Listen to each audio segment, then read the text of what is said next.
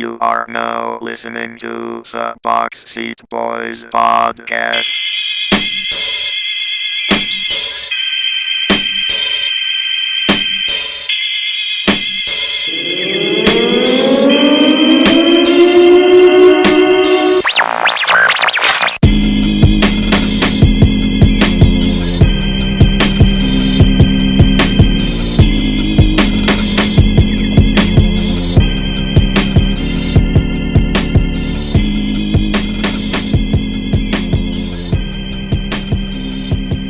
What's up, guys? It's Josh back with episode 6 of the Boxy Boys podcast. I hope everyone's having a great week so far. It's only Tuesday, but I hope it's going well. We're going to get right into headlines today, and we're going to talk some Giants football, some Ben McAdoo, and everything in that sort. Boxy Boys Sports Headlines. Everyone's all over the place with what the Giants need to do. I've heard they need to fire him. I've heard Ben McAdoo should be fired at the end of the season. You don't want to bring a new guy in right away. So here's my take on the whole situation. First of all, the front office came in. They said, he's our coach. We support him. We're going to evaluate the season as a whole at the end. Well, right there, that says to me that they're not making any moves till the end of the season. Obviously, they're going to evaluate the season as a whole. There's a lot of people who don't agree with that. Don't agree with the fact that he basically has this team who was supposed to be a playoff contender, and they are a complete dumpster fire at 1-8 right now. I mean, let's look at what they've done so far. Like I said, they're 1-8. The only win was against the average at best Broncos team. They got embarrassed by the Rams 51-17 a couple weeks ago. And then they go out and lose to the 49ers by 10. And a late touchdown brought that game closer than what it actually was, made the score look closer. In my honest opinion, Ben McAdoo should have been fired before the bye week. They were 1-6. They lost Beckham Jr. They lost Marshall. Eli was playing horrendous. They didn't have a run game. They didn't have anything going for them. At least if you bring a guy in before a bye week, a new coach, gives him at least a week to work on his new system. You're not going to do that now. More than halfway through the season, your bye week's gone. Here's what they have left. They have the Chiefs, the Redskins, the Raiders, the Cowboys, Eagles, Cardinals, and then the Redskins again. So if they play good football, which they haven't been playing all year, they might win 3 more games. So 4-12. There's no way Ben McAdoo keeps his job. There's no way. I can't fathom any way that he keeps it. Even if they go 6-10.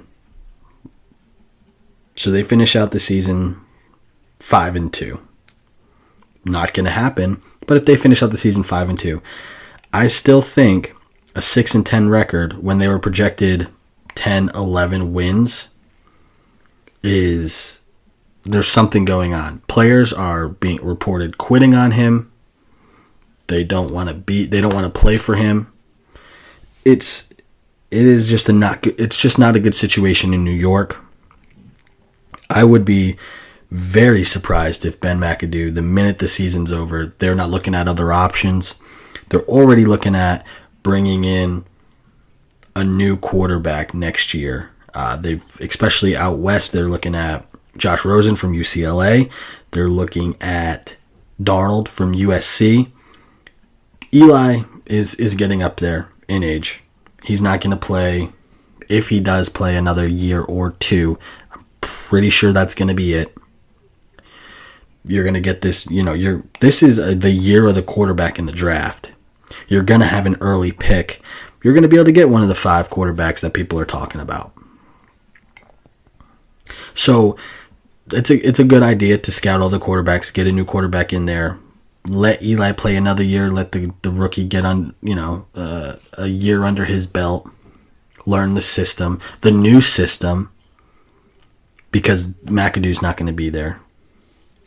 I'm very surprised. I would be very surprised, like I said, if he's there. The Giants are likely going to have a top 3 pick. I'd be very surprised if they don't go after a quarterback. So I don't think, based on what the front office is saying, now we've heard things from front offices before and then they go back on it and it's they just had to make a move.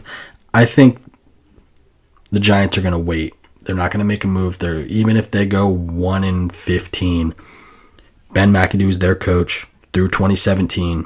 They make a move after, because especially if they go 1-15, they don't have a choice. They got to get him out of New York. Eli, he hasn't announced if he's going to retire or not. I don't know what his contract situation is either, but they will probably go after a quarterback, like I said. It's not looking good for them. I understand injuries plagued them, but there's no excuse. They're getting outplayed, outcoached, out-hustled, everything. So, big decisions coming up for that front office in the future, but right now I think they're just going to stay put, kind of weigh their options towards the end of the season and see what happens there. In baseball news, GianCarlo Stanton, probably the biggest free agent coming up this offseason. According to reports from multiple front offices, the Marlins are just asking for way too much. They didn't come out and say what they wanted, but they're asking for too much. Which got me thinking, what would be too much? If I was, as a Red Sox fan, what would be too much if I was Dombrowski or any organization? Here's what it comes down to. First, Jeter and the other owners in the front office have agreed they want to reduce the payroll to $90 million next year. If they don't move anybody, their payroll is going to be $140 million. So they got to cut $50 million. What's the best way to do that? GianCarlo Stanton. Get his contract completely off the books. Meaning, if you trade, you're not willing to pay any of that contract. And I don't think the Marlins are. I'm pretty sure I read a report that they're not, or at least they were rumored that they want whoever to take the full contract on. That's asking a lot. That's $25 million a year, give or take. So Stanton's contract, he's due $295 million over the next 11 years, with a player option in 2020 and a no trade clause. So he can dictate whether or not he's traded, where he's traded, and he can opt out after 2020, which most teams are going to want him to do anyway if they sign him. So, one, they're asking them to take a large chunk of their payroll. Two, they're not just going to give up Stanton for them to take over the contract and a 40-year-old bullpen arm. They're looking for prospects. Jeter wants to build that organization from the ground up. He's looking for prospects. You cut the payroll down to $90 million. Those young guys still in their rookie deals, still in the minors. They have low salaries. That'll help them stay under that $90 million. But they're going to want those top guys. If it was the Red Sox, they probably want Devers or Benintendi or Betts or one of those. As Dombrowski, those guys are untouchables. Even though you want GianCarlo, you can't give up those guys. And I'm sure they're not asking for one. I'm sure they're asking for a few, as Stanton just had a season, 59 bombs, probably the MVP of the National League. It's there, and I'm thinking about it as they're asking me to take that much money and take basically my future in prospects. That is too much. If I'm the Red Sox or any team, the Marlins are going to have to come down. Because this is how I would approach it. Yes, you have Stanton, who goes bananas if you trade for him. Especially like in a park like Fenway. He's probably going to hit 60 home runs. But he's not going to do it for 11 years. So, if he doesn't opt out, he has a no-trade clause. You can't trade him. He's due his $25 million a year. If he starts declining in year 6, so he'll be like 34, you're still paying him $25 million, but he could start getting older, getting injured, not producing as much. You're stuck. No one's going to take that contract off the books, even if he agrees to the trade. And you just gave away X number of your top prospects that could be 23, 24, 25, 26 years old for GianCarlo. That seems unreasonable. So if I'm the Marlins, obviously you want to shoot for the stars. I think they're going to have to come down a little bit and realistically negotiate. So right now, here's the teams that are interested. You have the Red Sox, the Phillies, the Giants, the Cardinals. Apparently, the Red Sox and the Cardinals, this morning I got a notification, they are the least likely. Basically, it said GianCarlo most likely will not agree to go there. So, Phillies and Giants.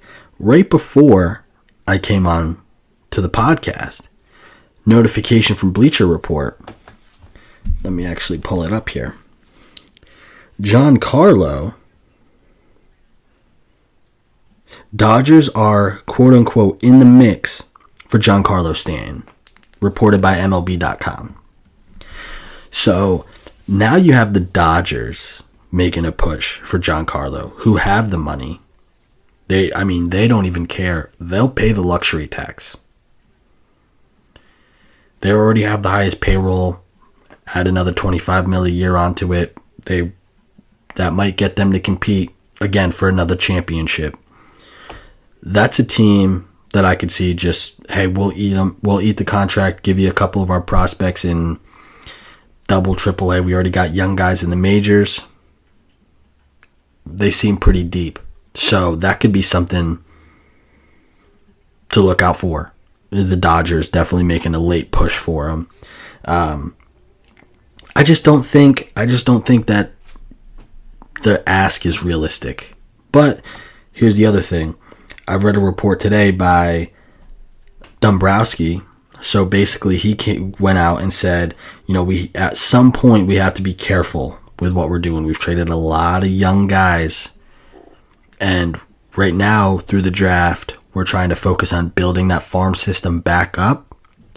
So he's not really in a position and doesn't want to really give away all the prospects again.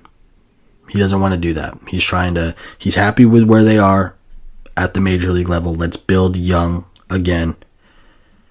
And that means he's not going to get rid of Devers.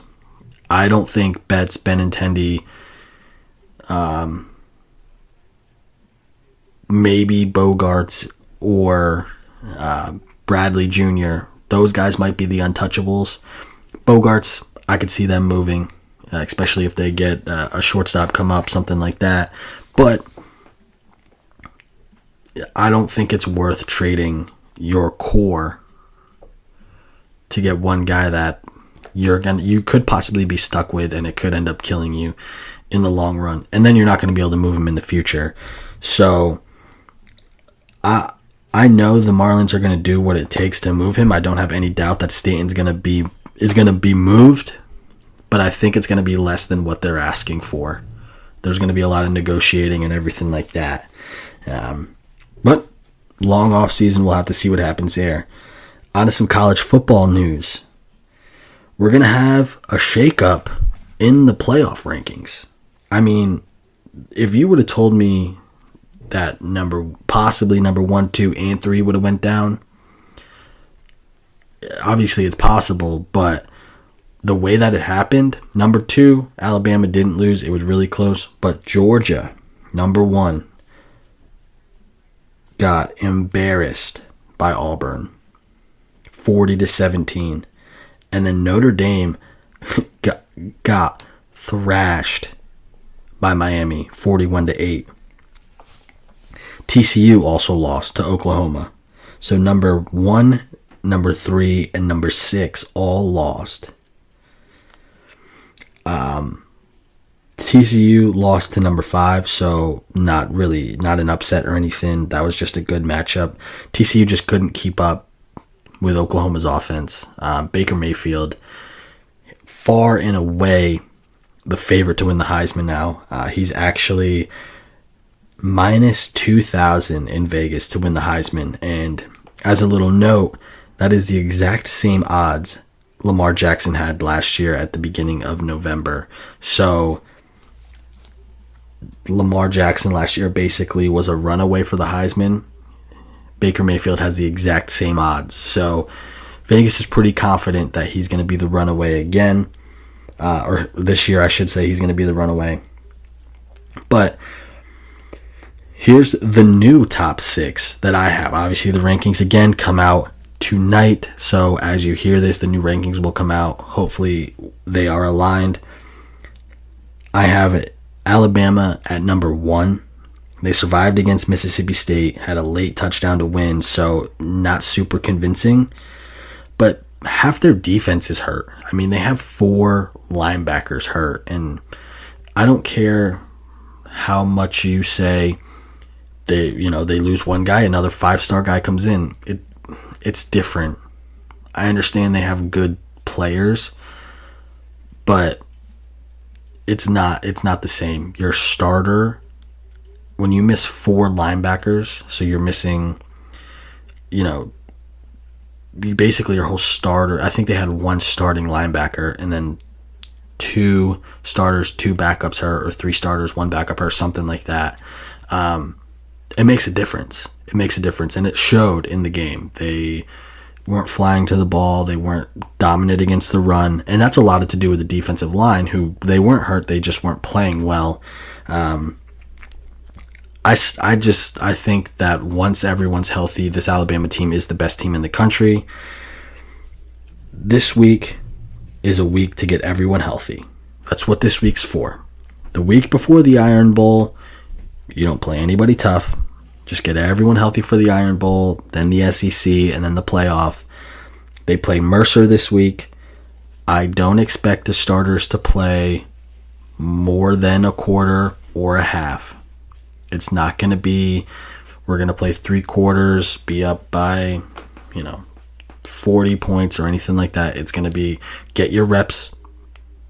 First quarter, first half, second half, the backups go in, stay healthy, recover, everything like that. Number 2, I have at Miami at number 2. I completely wrote Miami off before the Virginia Tech game. I had them pretty far down in my top 10, top 15. I don't even think I had them top 10. I think I had them top 15. They showed me a lot that game, and that's what I said. I said they need to show me that they can play with the best teams. They weren't playing well against okay teams. I didn't think they were going to play well against good teams. I thought they were going to be waxed against Virginia Tech. They proved me wrong. I thought they were going to lose to Notre Dame, and they proved me wrong big time.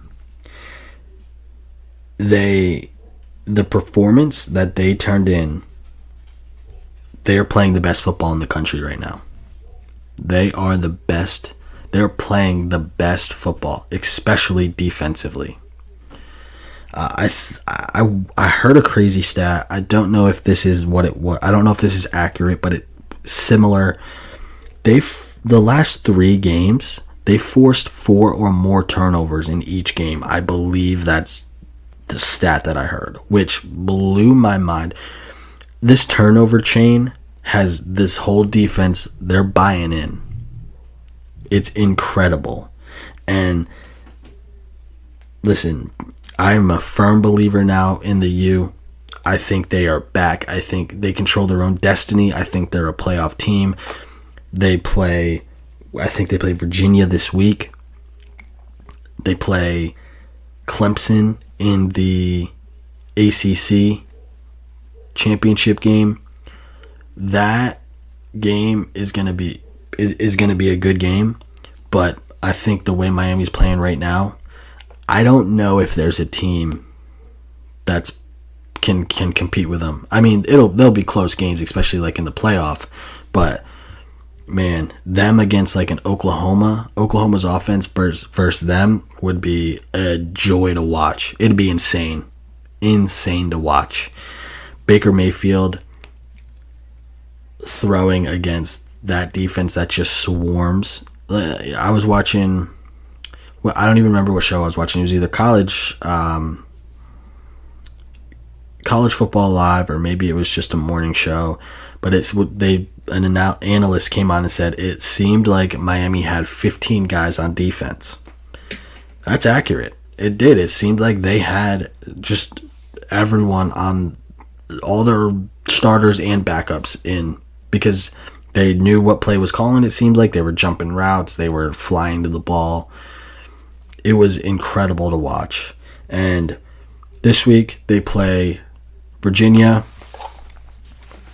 They better not disappoint. They better not disappoint, because they had a huge win. Don't get complacent now that you're probably going to be 2 or 3 in this next poll. You don't want to get complacent.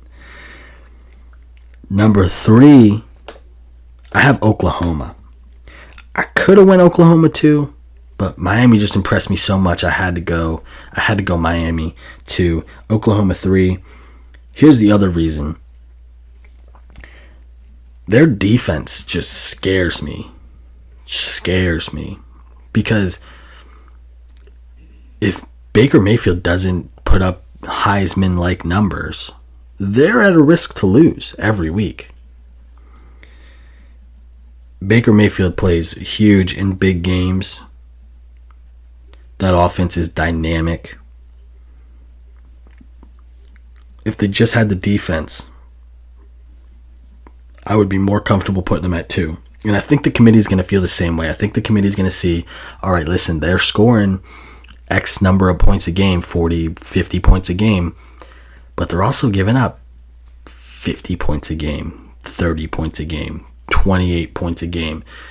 So when they go up against a Miami and Alabama, something like that, that plays that stellar defense and they can't score, that other team's going to have no problem scoring. So I think they're going to kind of look at it that. I hope they look at it that way. You know, I don't know if they're as complete of a team as Alabama, Miami, even Clemson. Offense is second to none. So I could go either way there, though. Like I said, I could go either way. I could go Clemson, or I could go Miami 3, Oklahoma 2. I'd have no problem if the committee did that. Number 4, Clemson. I mean, they won. They didn't do anything wrong. They just got jumped because Miami and Oklahoma had impressed everybody. You know, Clemson, they're just doing what they need to do. They need to win. That's what they're doing. But they didn't play, you know, a top 10 team and beat them by 20 points or beat them by 30-something points. They played a middle-of-the-road team, beat them by, I don't know, 7, 10, whatever it was. That's a good win, but it goes unnoticed when Miami and Oklahoma and Auburn are doing what they're doing, and almost Mississippi State, that those good wins go by the wayside, and I don't think they're gonna move up. I think they're gonna stay 4, and we're gonna see them get jumped by 2 teams.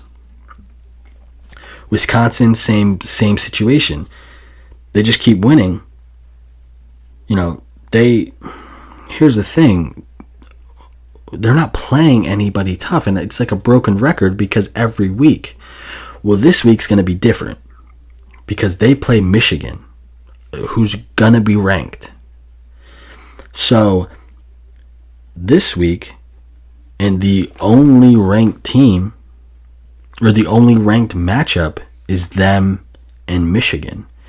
So if Wisconsin comes in at 5 and one of the other teams, especially Clemson, has a lackluster performance, Wisconsin might jump them and get into that 4 spot. So here's where I'm at with Wisconsin.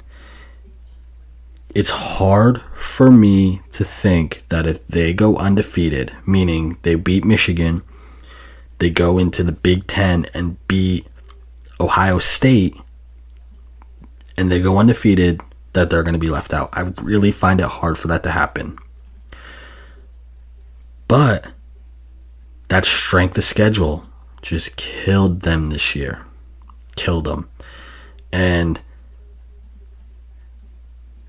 if they keep winning and the top 4 keep winning, who are you going to take out?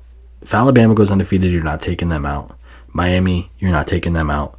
Oklahoma, they have 3 top 15 wins, I think. I think that's right. Can you take them out? I don't think you can. And Clemson, beginning of the year, I thought they were the most complete team if Kelly Bryant could get it together. They have 1 bad loss against Syracuse. Syracuse. So that's tough. Well, Miami and Clemson, now that I'm thinking about it, they're not going to win out because they play each other in the ACC championship game. So one of them 2 will lose. So if Miami wins, Clemson's out. I think Clemson's out if they lose another game. Miami loses. If it's close, you might keep 2 ACC teams in. So the committee has a tough job. My number 6 team, Auburn. After what they just did to Georgia, they look like the best 2-loss team. They're better than some 1-loss teams. The best 2-loss team dominated Georgia. They get Bama, not this week, but next week. Georgia, I mean, if Alabama's number 1, Auburn could beat the number 1 team twice, and then they would get Georgia in the SEC title game if they beat Bama. So that means you got Georgia number 1, Bama number 1, Georgia probably top 7, 8 now. 3 out of the next 4 games. If they win out, they got to be in the playoff as a 2-loss team, I would think. I mean, if you beat Georgia, Bama, Georgia, even if you are a 2-loss team, that bodes well with the committee. That bodes well with the committee. So that's my top 6. I have Alabama, Miami, Oklahoma, Clemson, Wisconsin, and Auburn. That's my top 6. It's my top 6. So we'll see how that happens. And again, like we've seen teams 1 and 3 lost. Almost Alabama lost too. Even though this week isn't full of top matchups, Miami better not sleep. I'm not so worried about like Alabama and Auburn and stuff, but some of these other teams better not fall asleep when they're playing conference foes or anything like that, because they could sneak up on them. Now we're going to jump into the Against the Spread segment. Yes, it's good! Are you sure what's the final Yeah! score? Miami by 4! You covered! You covered 12! I covered! Yes! What is against the spread? Last week, between the college football picks and the NFL, I went 13-7. Pretty solid. Bounce back from after the first week, which I don't exactly remember what it was, but it wasn't 13-7. Overall, since September 1st, I do keep a running total just to have. I am 25-2 through September 1st, or since September 1st. So, having a pretty successful, knock on wood, pretty successful football season. Now we're transitioning into college basketball season. And tonight, two huge matchups. Michigan State versus Duke. Number 1 versus number 2. Duke is favored by 2 points. The over-under is 157. I'm not going to touch on this too much because by the time you're hearing this, the game will be over. So college basketball games, if you guys do put money on games, it is so tough early on. But you can find a lot of value. So Duke and Michigan State, it's tough because 1 versus 2, they've played 3 combined games. Here's where I'm at here. So far, both of them have dominated offensively against really bad teams. But I don't know if anyone can stop Bridges from Duke. So Miles Bridges from Michigan State. I don't know if anyone on the Duke roster, especially the freshman, can stop him. And I don't know if anyone can stop Bagley, or if Grayson Allen starts hitting from 3, or Trent, or any of those guys. This game could be, an 83-81 finish, or 83-82 finish. This game could hit the over. I'm not going to put money on this game, but the over seems like the better play, considering the two teams haven't played anybody tough. And they've beat them soundly. So you don't get a good read on teams like that early on.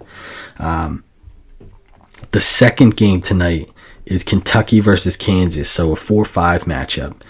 Kansas is favored by 4.5. That's the play I'm taking, is Kansas minus 4.5. Kansas has looked great again. They have Vic and Graham playing out of their minds. It seems like every time that I tuned into the Kansas game when I was watching the last game, I can't remember who they were playing, but he had a steal. He was taking the ball from the defender. It seemed like it was 3 times in a row, I believe, that he did that. Kentucky, on the other hand, hasn't looked great. First 2 games, they beat Utah Valley, but they only beat them by 10. Duke beat Utah Valley by 30. Vermont, they beat Vermont, but Vermont scored 45 points in the second half. That's a lot of points to be given up against a mid-major school when you're supposed to be a power. So I think Kentucky, just because of how young they are, they have a lot to figure out. Graham and Vic, veterans for Kansas, are stars. I think that's going to shine.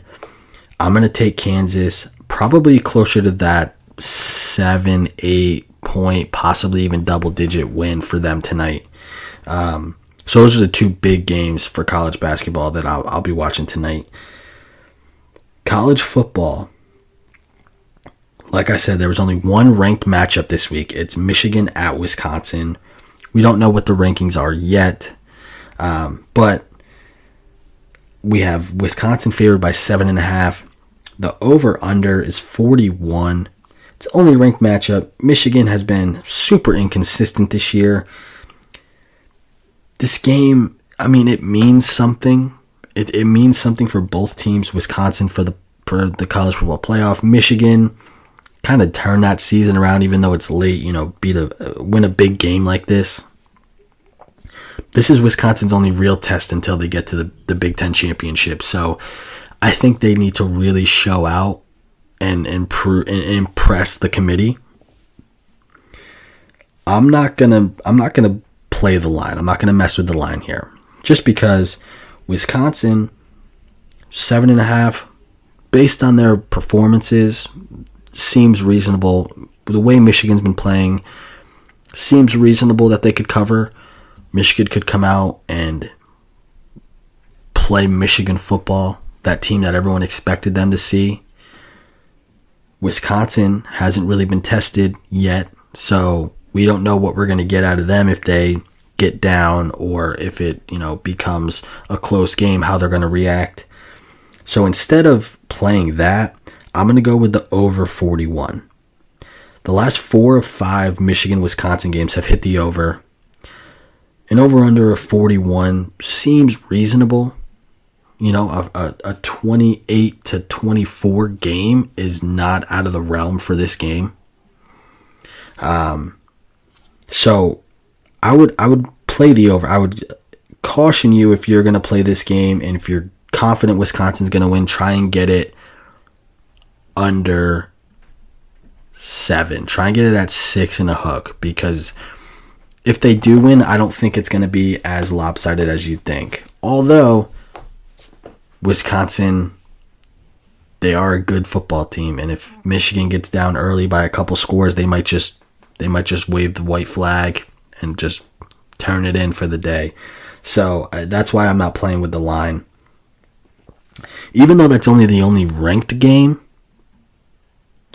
I have a couple other games. I was reading an article. Basically, college football this week is called the National Cupcake Week because nobody plays anybody tough, getting ready for that last week of the regular season for the bigger schools. And then conference week, try and get everyone healthy, get everyone rested, so they schedule essentially nobodies.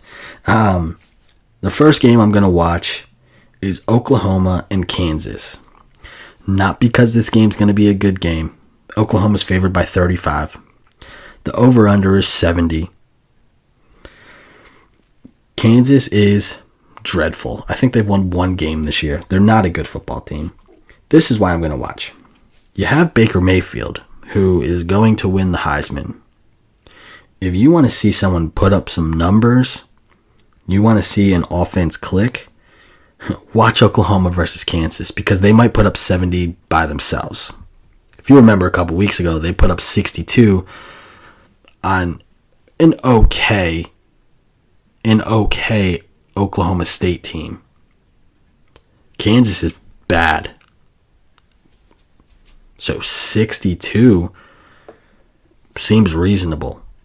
And I think Oklahoma's defense is nothing to write home about. They're not a good defense either. Kansas might be able to get in the end zone a few times. Probably not a few. I'd say a couple times. So, a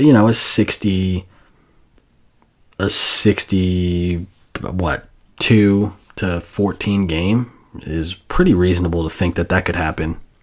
So if I was going to play this game, undecided yet, I'm going to take over 70 if I play it. Maybe the line comes down a little bit. We'll see. The other game is Virginia at Miami. Miami is favored by 19.5. The over-under is 50.5. This is the reason I'm watching this game is because this is 100% the definition of a letdown spot. Miami comes off a huge win. College game day was there, prime time. They were playing Notre Dame, the number 3 team in the country, and they beat them 41-8. Hype. Everyone's talking about the turnover chain. They're probably number 2 or 3 in the nation now, talking college football playoff. Virginia rolls into town. Don't get complacent. Do not get complacent, because this is exactly what I was talking about. No, it's not Mercer or an FCS school or anything like that. This is a conference game. Miami could definitely lose this game. Is it likely? No. But they could come out, play bad offensively, be flat on defense, and this game could be a little bit closer. And if the game's close late, all the pressure's on Miami. Turnover could change it late, something like that. That being said, I don't think that's going to happen. I think Miami, that motivation of being 2 or 3, now they're in the spotlight. Now they're respected. They're going to want to keep that momentum going. They control their own destiny. So they don't want to do anything to jeopardize that. If Miami was on the road, I would probably take Virginia plus 19.5. But I think Miami at home, I think with the way their defense is playing, I think they should win by 3 touchdowns pretty easily. But this could be a letdown spot. So, again, if I play this game, I will take Miami, but I have to be confident in my pick that they're not going to let down. Right now, I'm pretty sure they're not going to, but I got to do a little more looking at the weather, everything like that, to see what we're looking at there. The last game that I'm going to be watching this week, obviously because I'm an Alabama fan, is Alabama. Not because they're playing Mercer, not because I think, they're going to... there's not even a spread for the game out right now. Vegas hasn't even set a line. Because it's probably, if they did, it would probably be 52, 49.5, something like that. Here's why. So, Mercer, to play Alabama, to travel to Tuscaloosa, is getting $600,000. The reason I'm going to watch this game is because as an Alabama fan, I want to see how the backups do. Tua, the backup quarterback, is a gunslinger. His accuracy is unbelievable to the point where I would rather sometimes he be in over Jalen Hurts just because he adds that passing element that Jalen struggles with sometimes. So I'm going to watch this game because I want to watch what the backups can do.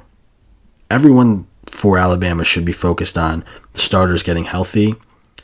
I'm looking to see if they're not healthy, can these backups another week start getting more comfortable with the system, game speed, everything like that for Auburn, for the SEC championship if we make it, the playoff if we make it.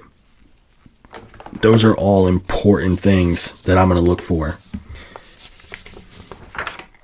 So there's not too many exciting games in college this week. Like I said, they call it National Cupcake Week for a reason. One major game that definitely tune into. Other than that, this is a good week to if you have stuff to do on Saturday, not a bad time to do it. Sunday, though, the NFL has some pretty good games. So I'm going to run through, as I always do, the rapid fire for the NFL. So, starting with Tennessee at Pittsburgh. Pittsburgh's favorite is -7. I'm going to take Pittsburgh -7. Pittsburgh at home is a better team than they are on the road. I know what happened last week, and I was not happy with, obviously, the performance when I took them -10.5. Them at home is a completely different team almost. Detroit -3 at Chicago. Detroit is far better than Chicago. I'm going to take Detroit. Kansas City at the New York Football Giants. Kansas City -10.5. This 10.5 line has given me trouble in the last 2 weeks. But I'll tell you what, if Kansas City doesn't win by 17 points or more, Kansas City might want to figure some things out because the New York Giants are bad. So I'm taking Kansas City -10.5. Tampa Bay at Miami. Miami -3. I'm taking Tampa Bay to cover. Miami's been bad. They're getting worse, it seems like. They just don't have things figured out. Especially the big loss they just had against Cam Newton and the Panthers. I don't think they figure it out anytime soon. Tampa Bay, they're on the road, but they're not traveling far, just down to Miami. I think they are going to cover the 3. They might even win outright, honestly, in what I'm thinking here. Baltimore -3 at Green Bay. Playing in Green Bay is never easy, so I'm taking Green Bay to cover the 3. The Rams -2.5 at Minnesota. I'm going to ride the Rams all the way to the playoffs. -2.5. I think they win the game. I think if they do win the game, it's going to be by more than a field goal. So I think they beat Minnesota. Minnesota A also does not have their starting quarterback announced yet. I don't know if it's going to be Bridgewater. I would assume if it's not Bridgewater this week, it will be next week. But the Rams are just clicking. I think they're going to win this game pretty easily. Arizona -1.5 at Houston. Houston without Deshaun is a completely different team. I'm taking Arizona to cover. Jacksonville -7.5 at Cleveland. Cleveland is, well, now the worst team in football. So I'm going to take Jacksonville to cover the 7.5. Washington at New Orleans. New Orleans -7.5. New Orleans at home, and the way they've been playing, some people are saying they might be the best team in football now, the way they're playing. Hung up another huge number last week. I think they cover the 7.5 at home pretty easily. Buffalo at the Chargers. Chargers -4.5. Buffalo, they killed me last week, but I'm going to go with them again to cover the 4.5, or no, they're not favored by 4.5. I think Buffalo might even win this game outright. I thought Buffalo was favored by 4.5. They are not.